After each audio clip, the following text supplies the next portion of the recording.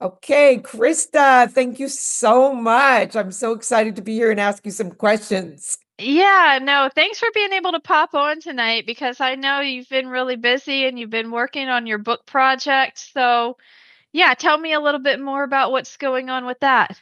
Okay, so I basically have two things going on. I have my book Hmm. and I also have created a planner. And I'm trying to figure out whether it's best. I actually printed something out using Canva. Like I have Okay. my PDF in Canva. Yeah. It's 65 pages. It's a planner. It's not a daily planner, but it's got like monthly and weekly pages. And then a bunch of other things. And one of my clients wanted that.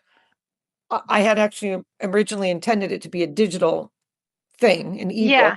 but she really wanted the printout. So I didn't know how to use KDP yet or anything with Amazon. And I looked at Canva and it was $27 to print out, but I really wanted to do a favor for that student. So I did it. I printed it, I paid for it, had it Yeah. sent to her, but it was $27. So I want to scale, I want to be able to print that in bulk. So can you explain to me a little bit about sending a planner that you've created in Canva to KDP? Like, how would that work? Yeah, so it'd be the same way that file that you already have that you put together inside of Canva, you'd want to export that as a PDF. And then once you go over to your KDP account, you're going to set up your paperback for that. And then you'll just upload that PDF file. You'll go through and put in your listing criteria. You also put in like the description about the book. And then what you can do is once you put it on there and you set your price, because I know you just mentioned it was like 27 bucks when you listed it Yes. over there on Canva, because I know they can print, but their print cost is a lot more. But with Amazon, the good thing is that this is print on demand.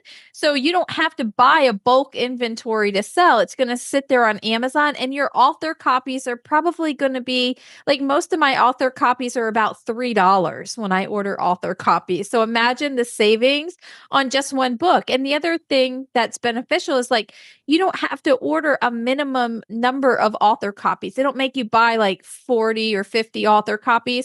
You can just order one. So you only need to pay that. And then they do charge a little bit of shipping cost on that.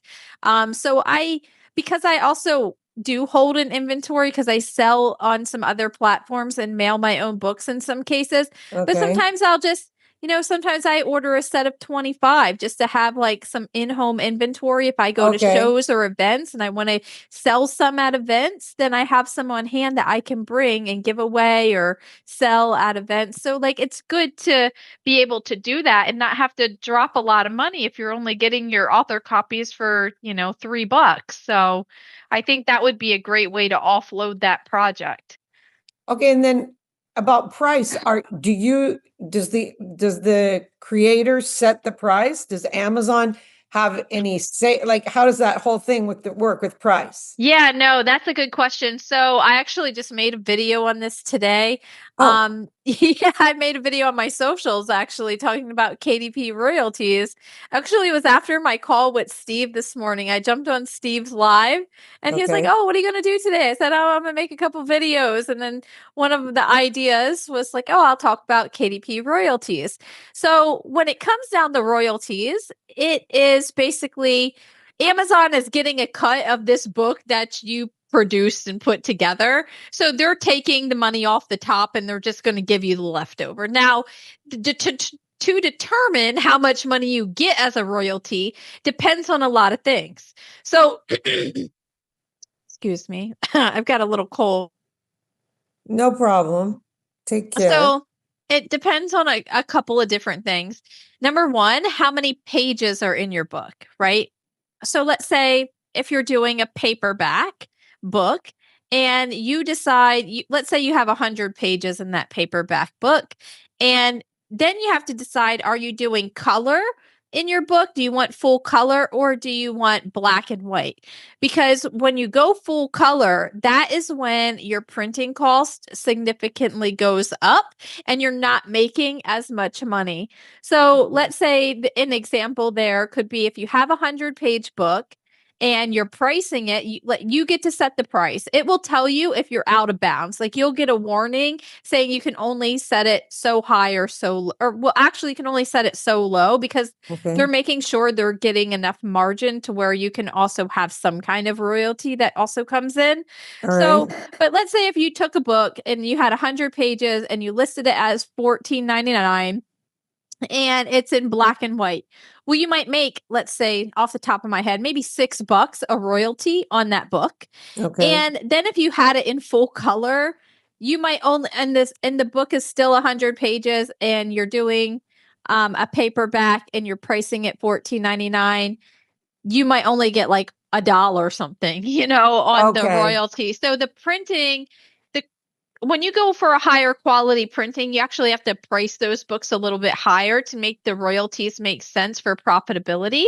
The less So sorry to pages. interrupt. Oh yeah, When you're going in there, do you tell them what quality you want? Like they ask you it to asks pay? you in the Okay. setup process. It says, "Do you want color pages or do you want black and white pages?" Um, and it will ask you those questions in the setup Okay. process. Okay. Sorry. Yeah, no worries. I think these are great questions because you honestly, when it comes down to it, pricing is a strategy. So for me, when I'm putting my books are together for making money. So and I have a friend of mine who also does publishing, and she is like so good at like penny pinching that she actually hired a freelancer to reformat her books for her to make the print a little bit smaller, to bring it in a little bit more, to cut down the pages so she could have a few more cents per sale. And like she cut the profit and she could make a little bit more profit margin, and at the end of the day, like it ended up paying for itself if she's selling the right number of books. So, I mean, these It's, are optimization techniques that, like, if I had extra time, that's something that I could look at of like how to squeeze more juice out of it. But, like, a lot of this is how these factors go because let's say I'm working on this children's book now, which I've never done a children's book before. This is going to be a new realm for me. So that means it's going to be in print. But the idea for me for this going into this children's book, it's not really for sales. I just wanted to make it for my son, so it's more of a fun project. But hmm. honestly, it was receiving such, so many people, it was well received. And so I'm like, oh my gosh, people might actually want to just buy the book, right? And I thought, okay, this could be something that I might look into exploring and like testing and seeing because it's a childhood book about a horse. So there's a lot to explore there to see how it might take off. But yeah, it's going to be full color, so I'm going to test and see where it lands on pricing and royalty, but that's not my goal with it. So I think that was another takeaway because I had a conversation with Tara today and she goes, "Oh, I really love the video that you did on understanding, who your book is for." Because I did a video of like, what is the goal of your book? Are you doing it to try to just make passive income? Are you doing it because it's a passion project for you? Are you doing it because you want to have it elevate your expertise to generate leads for your business? So you have to look at these different things and understand what is the ultimate outcome that you want for your book before you even start your book.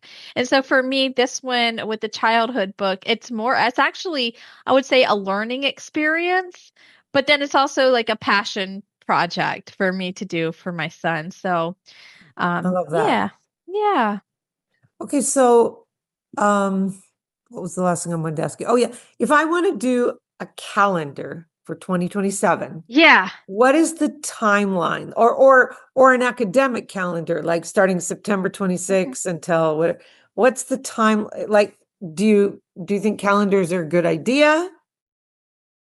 So if it's a calendar positioned as a planner, I think that would be a good idea. I haven't seen doesn't mean it's not out there. It just I haven't seen it, hasn't been in of what people tell me of sold that like works that they have done that have sold well. But as far as like the planner style where you have some spacing to write things in, maybe you have productivity sheets in there, maybe you have checklists of Mhm. things to go through. Like as long as you're adding value versus something that is just really cookie cutter, I think that's the differentiator that will help you appeal to your market for that academic calendar. Okay. And then like just my last question is on timing. Like let's say I uploaded a PDF now. How long Okay. does it take to kind of go through, like once you upload it and you Oh, answer all the timing. I understand now. Oh, okay. So usually it takes about 48 hours for your book to go live on Amazon. So you can usually once it's live, you'll get an approval email and then you can start ordering your author copies. And author copies, I will say when you order, it does take a little bit longer to ship out. Like it's a slower process. Sometimes your author copies may take about 2 weeks for you to receive. It's not overnight like an Amazon order. However, if you had a customer that went out and was paying the full cost of your book on your list price, say it's $14.99, and they order it, then they might get it like in 3 days or something. So they're ordering it through their traditional Amazon way. They get it faster, but the author copies take a little longer. But yeah, usually in 48 hours, your to purchase the book should be live. Okay, that's kind of exciting. Yeah. Yeah. Well, I mean, Yeah. like if you think of printing in China and waiting for the things to come, it just sounds like it's really the long game. Yeah. Mm-hmm. Okay. I know I had one last question. Okay, the timing, the payment. Um, oh, I know what it was. So you know how they have Kindle Unlimited? Yes. Mm-hmm. And This is like, a good question. Yep. so How does if you that work? if you create an ebook and someone gets it Uh-huh. because they have Kindle Unlimited, what does that mean for you? Yeah. So if you're creating an ebook, it goes into the Kindle Unlimited marketplace if you're doing KDP Select. And uh, what happens is you get a small royalty per pages they read. So it adds up and it will Okay. show you like how many pages were read of your book, like people flipping pages, and then it might be 2 cents a page or something like that. But then Okay. yeah, you do get something. It's just kind of chump change. Okay. Oh, Because like we're getting what